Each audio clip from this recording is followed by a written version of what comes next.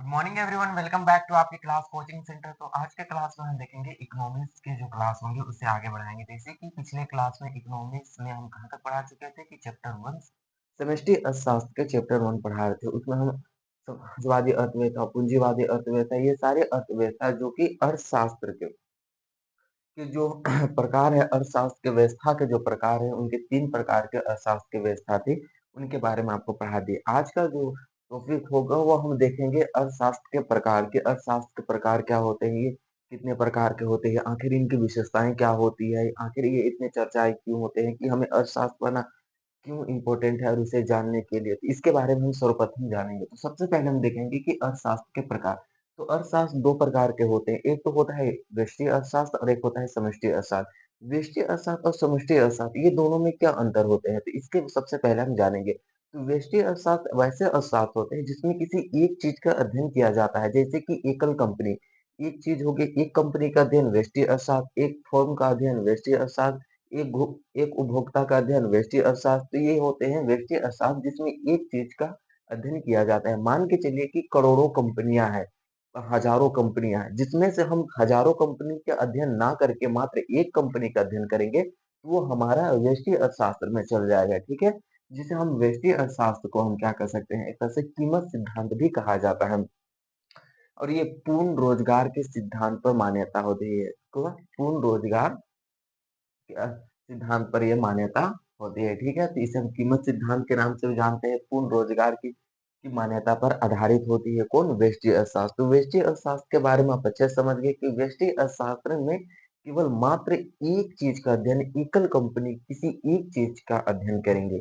इसमें व्यक्तिगत भी आ सकते हैं, क्योंकि व्यक्तिगत किसी एक ही चीज का अध्ययन करने में देखते हैं कि कोई व्यक्तिगत चीज है तो उसे हम एक ही चीज में रख सकते हैं। कोई एकल में ही आ जाएंगे, सामूहिक रूप से तो नहीं आ जाएंगे। व्यक्तिगत पर्सनल जो प्राइवेट होते हैं वो एकल ही आते हैं, सामूहिक तो नहीं आते। तो वो कौन सा हो जाएंगे कि व्यक्ति अर्थशास्त्र के अंतर्गत चल जाएंगे। तो मुख्यतः हम अर्थशास्त्र के प्रकार पढ़ा रहे हैं। तो अर्थशास्त्र के प्रकार दो होते हैं, एक होता है व्यष्टि और एक होता है समष्टि। एक होता है अर्थव्यवस्था के प्रकार। अर्थव्यवस्था तीन प्रकार के होते हैं, समाजवादी, पूंजीवादी और एक होता है मिश्रित अर्थव्यवस्था। लेकिन हम यहाँ पढ़ा क्या रहे हैं कि अर्थशास्त्र के प्रकार जो कि दो प्रकार के होते हैं, व्यष्टि और समष्टि, जिसमें से आपको व्यष्टि अर्थशास्त्र के बारे में अभी डिटेल से समझा दिए कि व्यष्टि अर्थशास्त्र आखिर होते क्या है। ठीक है, समझ में आ गया। किसी भी एक चीज का आप अध्ययन करते हैं तो व्यष्टि अर्थशास्त्र के अंतर्गत आता है। ये बहुत ही छोटा होता है, इसलिए इसे हम सूक्ष्म भी कहते हैं। व्यष्टि अर्थशास्त्र को सूक्ष्म भी कहते हैं। कीमत सिद्धांत किसे कहते हैं, आप बोलिएगा व्यष्टि अर्थशास्त्र को कहा जाता है। पूर्ण रोजगार की मान्यता पर कौन आधारित होती है, तो पूर्ण रोजगार की मान्यता पर वैश्य अर्थशास्त्र आधारित होती है। मान के चलिए आपके पास 100 अंटियां हैं, आप अंटे खेलते हैं, आपके पास 100 अंटियां हैं, तो उसमें से एक अंटी निकाल दिए, वो हमारा क्या होगा, वैश्य अर्थशास्त्र। आपके पास 100 कॉपियां हैं, उसमें से आप 100 कॉपियां में ना लिख करके नहीं, हम एक ही कॉपी में लिखेंगे तो वैश्य अर्थशास्त्र के अंतर्गत आ गया। ठीक उसी प्रकार कि 100 कंपनियां में किसी एक कंपनी का हम अध्ययन अध्ययन करेंगे तो वो हमारा व्यष्टि अर्थशास्त्र में चल जाएगा। 100 उपभोक्ताओं में किसी एक उपभोक्ता का अध्ययन करेंगे, व्यष्टि अर्थशास्त्र के अंतर्गत चल जाएगा। ये सारे हमारे क्या व्यष्टि अर्थशास्त्र होते हैं। लेकिन समष्टि अर्थशास्त्र इसके ठीक उल्टा होते हैं। व्यष्टि अर्थशास्त्र के ठीक उल्टा समष्टि अर्थशास्त्र होते हैं। समष्टि अर्थशास्त्र स से समष्टि, स से संपूर्ण, स से समष्टि, स से संपूर्ण, यानी कि संपूर्ण चीजों का अध्ययन समष्टि अर्थशास्त्र में करते हैं। इसमें एकल चीज का अध्ययन नहीं किया जाता है, इसमें संपूर्ण चीजों, संपूर्ण वस्तुएं का अध्ययन किया जाता है, कंपनियों का अध्ययन किया जाता है। 1000 कंपनी है तो हजारों कंपनी का अध्ययन किया जाएगा। व्यष्टि में तो एक ही करते हैं ना, लेकिन यहाँ पे हजारों कंपनी के अध्ययन किए जाएंगे। 1000 उपभोक्ता है तो टोटल उपभोक्ताओं के अध्ययन किए जाएंगे। कुल निवेश, टोटल निवेश कितना है, इन्वेस्ट कितना है, उसका अध्ययन किया जाएगा।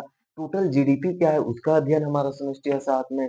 Total national income NI, total national income कितना है वो समष्टि अर्थशास्त्र में। टोटल जीडीपी कितना है तो वो हमारा समष्टि अर्थशास्त्र में। टोटल जीएनपी कितना है वो हमारा समष्टि अर्थशास्त्र के अंतर्गत चल जाता है। तो हम कह सकते हैं कि समष्टि अर्थशास्त्र में जीएनपी, जीएनपी, जीएनपी,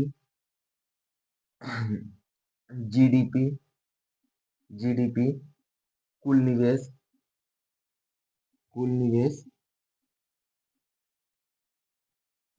कुल निवेश, फिर एनआई, एनआई मतलब समझ जाइएगा कि आपको बोल रहे हैं national income. NI national income, तो इत्यादियों का किसमें अध्ययन किया जाता है? समष्टि अर्थशास्त्र में किया जाता है। समष्टि अर्थशास्त्र को अपूर्ण रोजगार की मान्यता पर आधारित है। तो ये हम कह सकते हैं कि समष्टि अर्थशास्त्र जो है वो संपूर्ण क्रियाओं का अध्ययन किया जाता है। यह एक बहुत ही जटिल प्रक्रिया हो जाती है, इसलिए क्या कहते हैं कि यह बहुत ही जटिल प्रक्रिया हो जाती है। याद रखना है कि समष्टि अर्थशास्त्र अपूर्ण रोजगार की मान्यता पर आधारित होती है। अपूर्ण रोजगार की मान्यता पर कौन आधारित होता है? तो समष्टि अर्थशास्त्र, जबकि व्यष्टि अर्थशास्त्र पूर्ण रोजगार की मान्यता पर आधारित होता है। समष्टि अर्थशास्त्र को पढ़ना एक बहुत ही जटिल प्रक्रियाएं होती है, क्योंकि उसमें बहुत सारी चीजों का अध्ययन करना होता है। टोटल जीडीपी का अध्ययन करना होगा, टोटल जीएनपी का अध्ययन करना होगा, टोटल निवेश का अध्ययन या तो इन्वेस्ट का अध्ययन करना होगा, नेशनल इनकम का, टोटल नेशनल इनकम हमारे देश का क्या है उसका अध्ययन करना होगा। उसके बाद उसी तो हमारे समष्टि अर्थशास्त्र हो गए। हम कह सकते हैं कि समष्टि अर्थशास्त्र एक बहुत ही जटिल प्रक्रियाएं हो सकती है, सभी चीजों का अध्ययन करना होता है। बहुत सारी कंपनियों का अध्ययन समष्टि अर्थशास्त्र, एक कंपनी का अध्ययन व्यष्टि अर्थशास्त्र, बहुत सारे उपभोक्ताओं का अध्ययन समष्टि अर्थशास्त्र, एक भुगता उपभोक्ता का अध्ययन व्यष्टि अर्थशास्त्र, ऐसे होते हैं। टोटल निवेश का अध्ययन व्यष्टि समष्टि अर्थशास्त्र, मतलब कुछ निवेश, तुच्छ निवेश का अध्ययन हमारा व्यष्टि अर्थशास्त्र, ये सारे हो जाएंगे। पूर्ण रोजगार कौन मान्यता पर आधारित है? तो पूर्ण रोजगार पर व्यष्टि अर्थशास्त्र, अपूर्ण रोजगार पर समष्टि अर्थशास्त्र। समष्टि अर्थशास्त्र को पढ़ना क्या है? एक तरह से अध्ययन करना एक जटिल प्रक्रिया होती है, लेकिन व्यष्टि अर्थशास्त्र का फिर अध्ययन करना एक जटिल प्रक्रिया नहीं होती है। तो यही होते हैं कि समष्टि अर्थशास्त्र, व्यष्टि अर्थशास्त्र और समष्टि अर्थशास्त्र, ये दोनों में अंतर। इसी के लिए हम कह सकते हैं कि समष्टि अर्थशास्त्र की विशेषता भी होती हैं। तो समष्टि अर्थशास्त्र की क्या-क्या विशेषताएं होती हैं, इसके बारे में समझेंगे। दूसरा टॉपिक, पहला टॉपिक अर्थशास्त्र के प्रकार, जिसमें से व्यष्टि अर्थशास्त्र पूरे अच्छे से बता दिए। समष्टि अर्थशास्त्र जिसका भी अध्ययन पूरे अच्छे से कर लिए, एक जटिल प्रक्रिया है अध्ययन करना।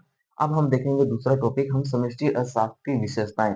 आखिर समष्टि अर्थशास्त्र की विशेषताएं क्या होती हैं? तो समष्टि अर्थशास्त्र की पहला विशेषता होता है समष्टि उपकरण। अब समष्टि उपकरण किसे कहते हैं? पहली विशेषता में ही आ जाता है समष्टि उपकरण। समष्टि अर्थशास्त्र का पहली विशेषता समष्टि उपकरण है। समष्टि उपकरण में क्या आ जाता है? मान के चलिए अर्थशास्त्र के बहुत सारे उद्देश्य होते हैं। आपके तो भी बहुत सारे उद्देश्य होंगे, जैसे कि हमें कोई गवर्नमेंट जॉब पाना है, कोई यूपीएससी की तैयारी कर रहे हैं, कोई जेपीएससी की तैयारी, कोई एसएससी की तैयारी कर रहे हैं। बहुत सारे गोल्स होते हैं अलग-अलग स्टूडेंट के। तो क्या एसएससी की, आप मान के चलिए आप एसएससी का एक स्टूडेंट है, एसएससी की तैयारी कर रहे हैं, उसके लिए आपको सोर्स चाहिए कि नहीं? संसाधन चाहिए कि नहीं? क्या आप बिना संसाधन के, क्या आपके गोल जो होंगे वो पूरा हो पाएँगे? नहीं हो पाएँगे। संसाधन के लिए क्या हो सकते हैं? एसएससी की तैयारी करने वाले स्टूडेंट के लिए कॉपी हो सकते हैं, पेन हो सकते हैं, उनके ट्यूशन फी हो सकते हैं, उनके ट्यूशन हो सकते हैं, वो उनके प्रमुख संसाधन हो सकते हैं, उनके गोल के लिए, एक एसएससी के स्टूडेंट के गोल के लिए।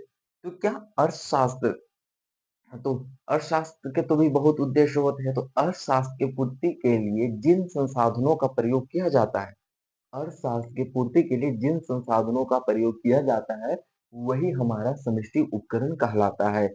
यानी कि बहुत सारे उद्देश्य होते हैं अर्थशास्त्र के, और उन्हीं अर्थशास्त्र के उद्देश्यों को पूरा करने के लिए जो संसाधन का प्रयोग किया जाता है, वही समष्टि अर्थशास्त्र कहलाया जाएगा। जैसे कि हम कह सकते हैं कि एक होता है आय नीति। आय नीति क्या हो गई? एक समष्टि उपकरण, सॉरी समष्टि उपकरण हो गए।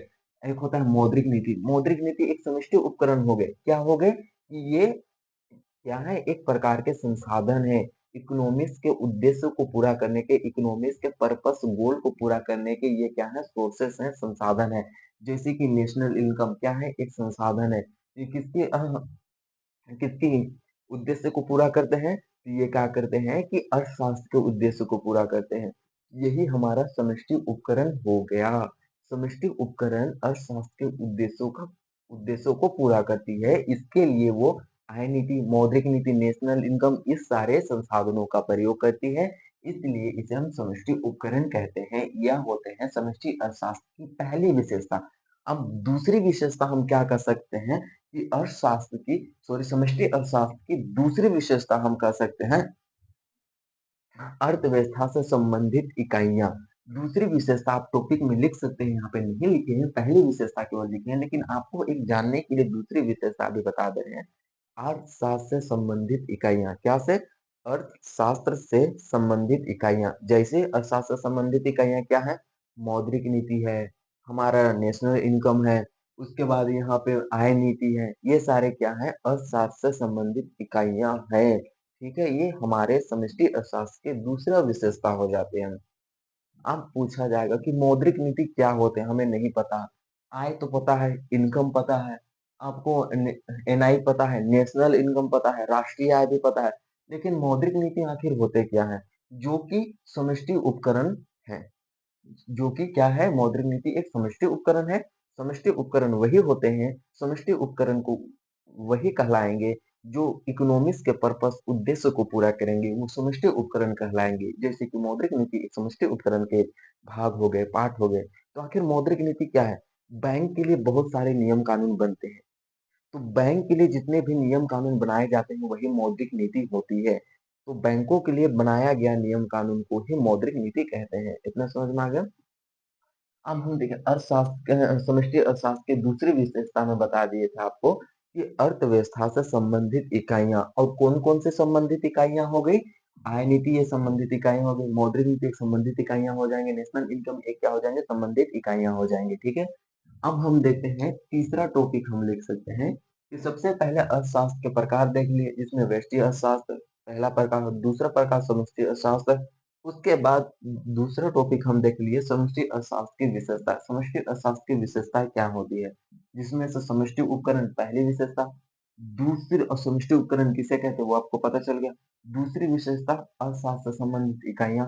अब हम तीसरा टॉपिक की ओर जानते हैं, समष्टि अर्थशास्त्र का महत्व। समष्टि अर्थशास्त्र का इतना महत्व क्यों है? तो सबसे पहले हम यहाँ पे देखेंगे कि व्यष्टि अर्थशास्त्र के अध्ययन में सहायक।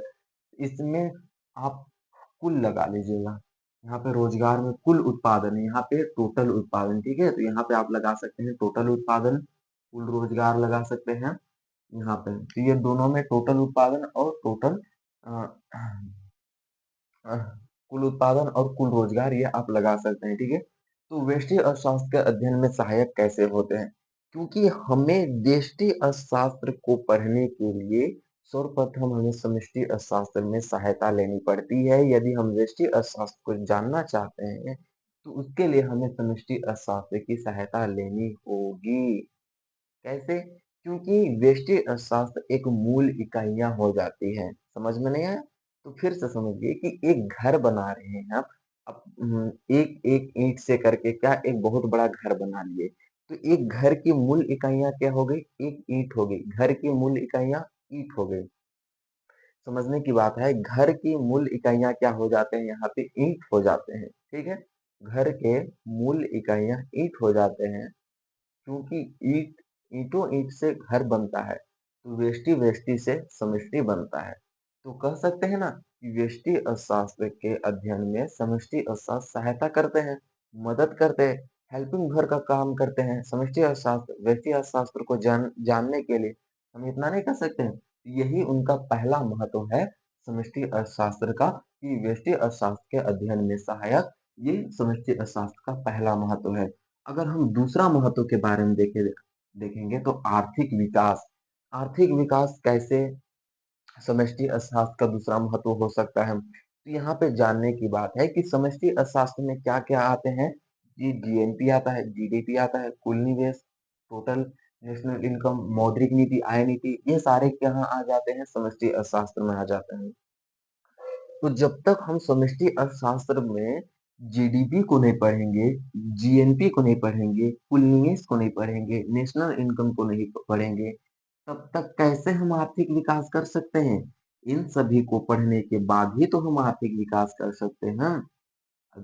क्या कर सकते हैं? इन सबको पढ़ने के बाद ही तो आर्थिक विकास कर सकते हैं और जब इन सबको पढ़ेंगे तभी तो हम आर्थिक विकास करने के लिए हम क्या करेंगे? आर्थिक योजनाओं का निर्माण करेंगे, तरह-तरह की योजनाओं का निर्माण करेंगे। क्या करने के लिए?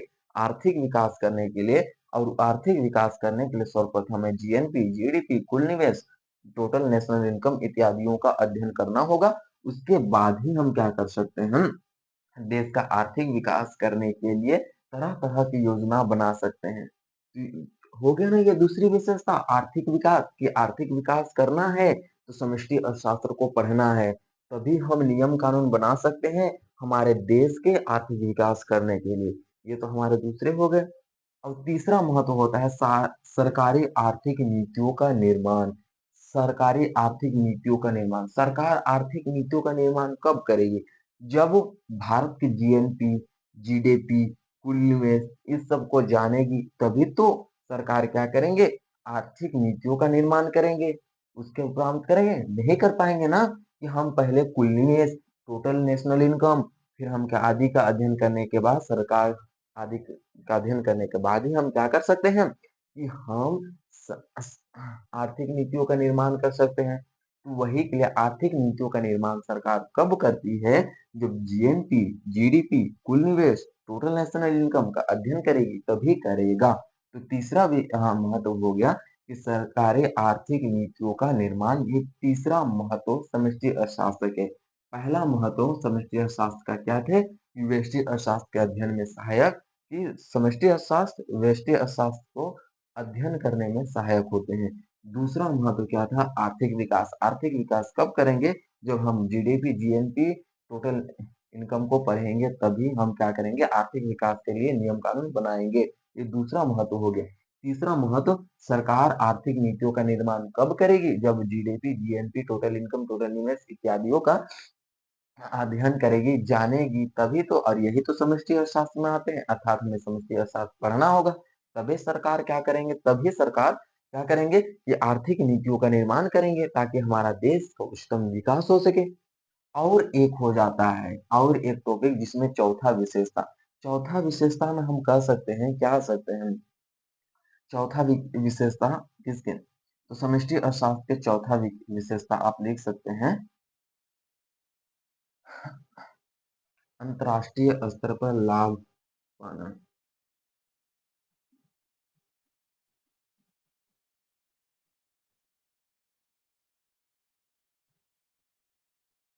अंतरराष्ट्रीय अंतरराष्ट्रीय स्तर पर लाभ पाना। एक चौथा विशेषता आप लिख सकते हैं समष्टि अर्थशास्त्र के, ये अंतरराष्ट्रीय स्तर पर लाभ पाना। अंतरराष्ट्रीय स्तर पर लाभ पाना। अंतरराष्ट्रीय स्तर पर हम लाभ कैसे पाएंगे? मान के चलिए, जब भारत और यूएसए, मान के चलिए ये यूएसए और ये हो गया इंडिया, आई एन डी लिख देते हैं, ठीक है। यूएसए और एक हो गया इंडिया। तो हम अंतरराष्ट्रीय स्तर पर लाभ कैसे पाएंगे? जब हम यूएसए का जीडीपी, जीएनपी और भारत का जीडीपी, जीएनपी, इन दोनों के बीच मध्य तुलना करेंगे कि यूएसए ऐसी कौन सी नीति अपनाई है कि उसका जीडीपी अधिक है, जीएनपी अधिक है, और भारत की ऐसी कौन सी नीति अपनाई है भारत सरकार जिससे कि भारत की जीडीपी कम है, भारत की जीएनपी कम है, भारत का टोटल प्रोडक्शन कम है, टोटल निवेश कम है, तो कुल उत्पादन कम है और यूएसए का अधिक है। तो हम कह सकते हैं कि हम जब दो देशों के मध्य तुलना करेंगे तभी हम क्या कर पाएंगे कि अंतरराष्ट्रीय स्तर पर लाभ पाएंगे।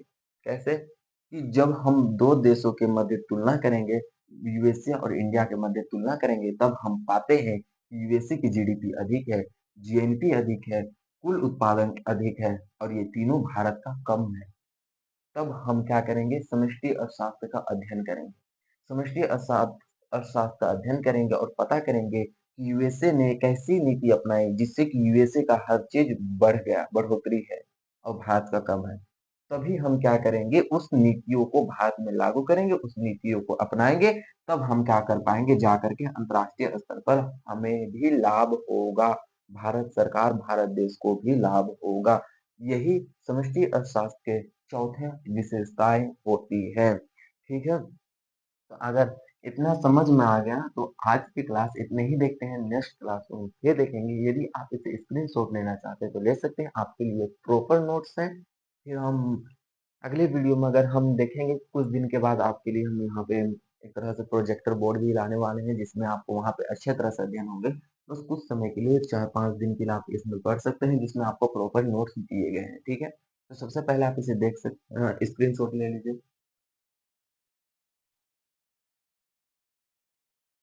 तो आपको ये सब बहुत ही अच्छे से समझ आ गए। हम नेक्स्ट क्लास में फिर मिलते हैं। इस क्लास के लिए आपको धन्यवाद, थैंक यू जो कि आप हमारे साथ जुड़ के आप पढ़ रहे हैं, आपके जो तैयारियाँ हैं उसे आप आगे बढ़ा रहे हैं। तो ठीक है, धन्यवाद, थैंक यू। नेक्स्ट क्लास में फिर मिलते हैं। जय हिंद, जय भारत।